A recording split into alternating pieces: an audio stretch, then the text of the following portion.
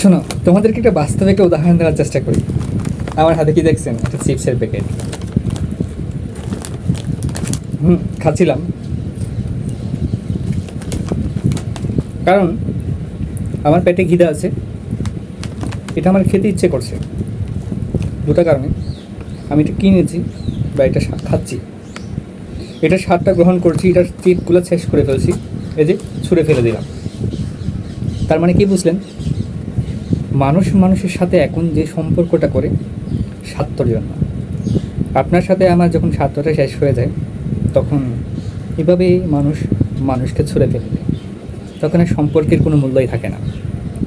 তো যে মানুষগুলো সেই কারণেই আসে, এই যে মানুষগুলো এই ধরনের প্রস্তাব আপনাকে প্রত্যক্ষণভাবে দিয়ে থাকে, সেখান থেকে আপনি দূরে থাকবেন।